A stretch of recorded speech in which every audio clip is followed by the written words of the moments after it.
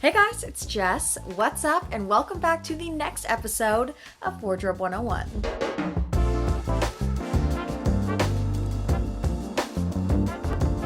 Now in today's episode of Wardrobe 101, we are talking all about the 4 pillars to a killer wardrobe. Now, when it comes to building a house, to start off building a great house, you gotta have a good, solid foundation. So, similarly, for having an amazing closet, your dream wardrobe, your perfect wardrobe for you, you gotta have a good base to build off of. And that base comes from the 4 pillars. This is going to help you figure out what you have too much of in your wardrobe, what you don't have enough of, what you might always be inclined to buy but then never really wear. It's really going to help you figure out all of the ins and outs to your closet and figure out what you might need to add, what you might need to stop buying, and what pitfalls might exist in your wardrobe. Get excited, get ready to take notes, and also don't forget to hit that subscribe button down below to join the family so you never miss another video. And now, let's hop into the first wardrobe pillar. So the first wardrobe pillar is the one that I think the most amount of people are familiar with. It's one that so many style people and bloggers and anybody who talks about fashion talks about a lot. And that's basics. Basics are the simple, neutral, simple in design and construction, neutral in color type of pieces. So think white t-shirts, blue jeans, a denim jacket, a moto jacket. Basics also extend to accessories and shoes. So think gold hoops, a simple necklace, and for shoes, things like black boots or white sneakers. Basics are versatile. You can mix and match them. You can wear them with anything. You can pair them with anything because of their simple, versatile nature.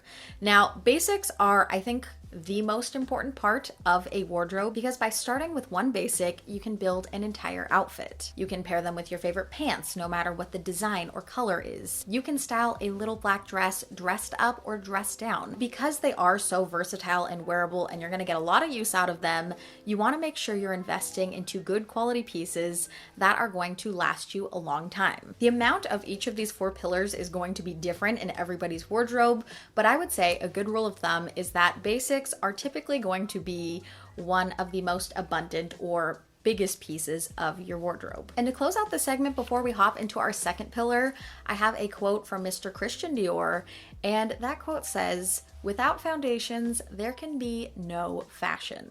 So foundations, very important because from there, you really can build something so beautiful.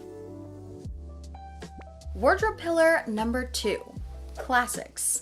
So classics kind of have a lot in common. There's a bit of overlap with basics, but for classics, these are typically defined as pieces that are timeless, typically more elevated. They can easily fit into a wardrobe, but they're also pieces that you can definitely live with and style the heck out of, but they're also pieces that you can live without. So some examples of these type of pieces are trench coats, wide leg pants, tailored trousers, necktie blouses, silky or satiny type of blouses, graphic tees, cardigans, blazers, maxi dresses, a denim mini, depending on the scale and the color scheme. Floral print also is a classic print. It's something we've seen time and time again, but over decades and as fashion evolves and changes, floral print is always still there. It's all very classic type of style and print, but it evolves through color and scale, whether it's a small scale floral or a large scale.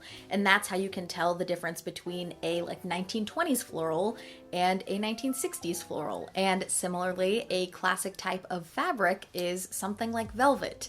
It is something that is seen time and time again. As I mentioned at the beginning, they're very timeless. So these are the type of pieces you can keep and have throughout your whole journey with your wardrobe. For example, the blazer that I'm wearing here is a classic type of piece. This is a blazer I thrifted for $5 at the thrift store, and based on the tag and the design of the blazer, it's about mid to late 90s. Now, this blazer was being worn mid to late 90s. It was popular then. You could style it, wear it, and today, in 2021, I can style it and wear it, and it fits in just fine with my wardrobe, and it wears just fine out into the world, and in 20 years, this is something I can still wear because it's so classic and timeless. And between classics and basics, there is a bit of an overlap. Think of a Venn diagram. the middle being the overlap, where for some people, a few classics might be basics for some people. Like for me, I would consider a blazer a basic for me because I wear the heck out of them. I wear them so much.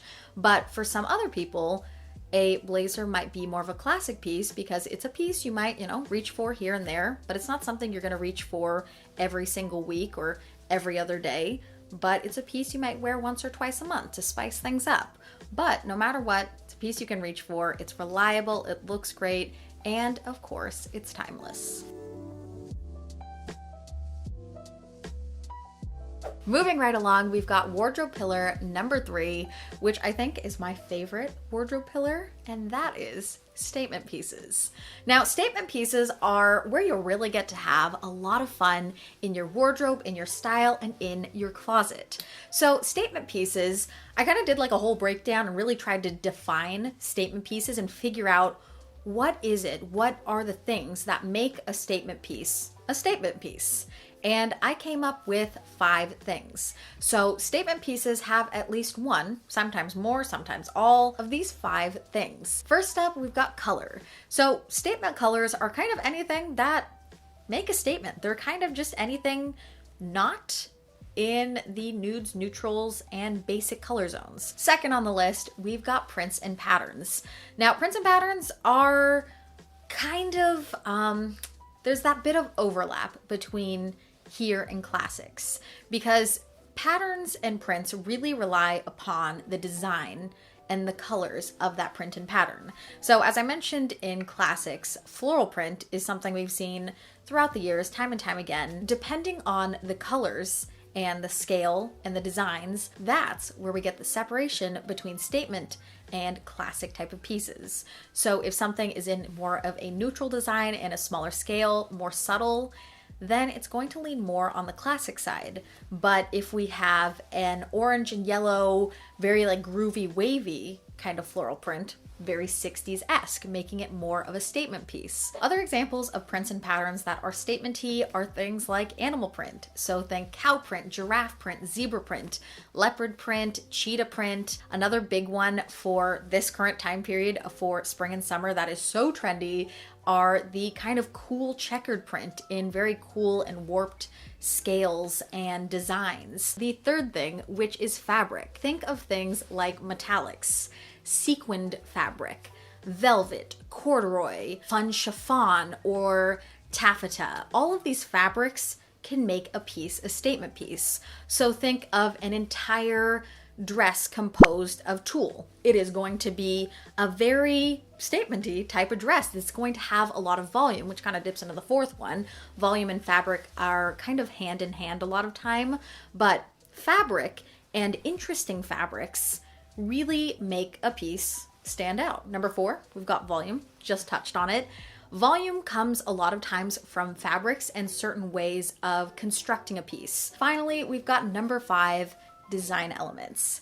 So design elements are the little things, the details about a piece. This is anything from fringe, zippers, lace, leather, corset detailing, any sort of design type of elements that really add to a piece. Now, as I mentioned, sometimes statement pieces have just one of these details, but sometimes they have multiple, and sometimes they have all going on. And the more details that a statement piece has, the more statement-y it is. But if the whole idea of a very statement-y statement type of piece is not your style, it's not your vibe, you're like, ugh, that sounds way too much for me. Statement pieces don't have to be a crazy loud statement. It can be as subtle or as loud as you want. So if you want to start getting into statement pieces, a very easy way to step into the world of statement pieces is through accessories. Now that you guys kind of have a full rundown and picture of what statement pieces are, the reason that they're so important is because this is where you really get to have so much fun with your wardrobe. This is where you get to show your personality, your style, your taste, like what you think is fun or interesting or cool. And it's really where you get to just show who you are through what you're wearing. So it is very important to have at least a couple statement pieces in your wardrobe, whether that's through something as, simple and low-key as a purse, or it can be something as statement-y and as bold. And I think the last point I want to make about statement pieces is that they don't have to make sense to everyone. They don't have to be everyone's cup of tea. They're not going to be everyone's style, but it's about you and your style and you having fun and feeling confident.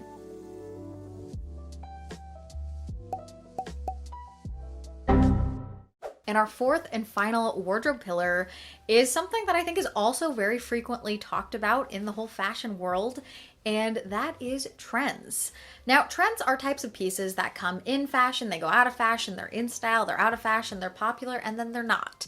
And I would say the life cycle of trends is anywhere from 6 months if it's a more micro trend to about 2 years if it's a bit longer lasting. Now, there are some trends that have kind of broken this barrier and entered to more classic pieces or maybe more basics. For example, mom jeans. They kind of came in style several years ago as more of like a trend. And then people were like, I love mom jeans. I love this whole high-waisted thing. And people have been super into it. Now, some really good examples of trends could be anything from, I'm just going to refer back to my notes because I have a lot of trends on here. Oversized sunnies, skinny sunnies, tennis skirts, sweater vests, logo tights, tie-dye, bike shorts, leather button-ups, clogs, asymmetrical necklines, cutouts, bra tops, things like two-tone jeans or two-tone pieces. As I've kind of alluded to throughout this video, these percentages and these amounts are going to be totally different for each person and their style and everything. But trends, as a general rule of thumb, are going to be the smallest percentage of your wardrobe. They're something you can pick up a couple of each season or each year or every couple years, depending again on what kind of life cycle or how your closet exists, what your relationship is with your wardrobe and your style and everything. Sometimes, trends are just not for people. They don't want any trends. They want a very like simple, clean or minimal wardrobe. That is totally cool. The reason that trends are important and having them in your closet is nice to have sometimes is because introducing these trendy type of pieces are how you can refresh your wardrobe, add some new and current life to your wardrobe. Having the trend as like the kind of finishing piece that brings a little bit of something to your outfit, it's all up to you and what you like or what you don't like. You could go full basics and have just a couple classics. You could be a totally statement type of person and have, a few basics and a few trends here and like kind of no classics at all. It really depends on who you are and what you like, but it's important to nail down what types of pieces that you're drawn to and that you like the best. And by figuring this out, you can really nail down your personal style. And that's it for today's video. So I hope you guys enjoyed this full deep dive on the 4 pillars for a killer wardrobe. And I really hope that this full breakdown on what's inside your closet really helps you identify what pieces you buy too much of, what pieces you might be missing from your wardrobe, what pieces you're more drawn to, like what feels most like your style and your aesthetic and what you vibe with most, and then filling your closet with what feels most like you, what you feel most confident in, and what you're honestly going to get the most wear out of. For today's quote of the day, I got some words of wisdom to share that kind of hits a little close to home because this is very me. So today's quote says, being a nice person means being nice to yourself as well. There are so many times that we're just overly critical of ourselves, that we're overly harsh, that we're just so mean to ourselves, and we should not be. So I want to challenge you guys and encourage you guys to extend kindness to yourself. Thank you guys so much for watching today's video, this next episode of Wardrobe 101. I am so excited about this series. If you guys did not see the first episode on 3 reasons you might hate your wardrobe and how to fix it, I will have that link down below. I have so many episodes coming, and if you guys have any requests for specific episodes, let me know down below. And yeah, so I hope you all have a wonderful rest of your day. I love you all so much, and I'll see you in my next video. Bye guys!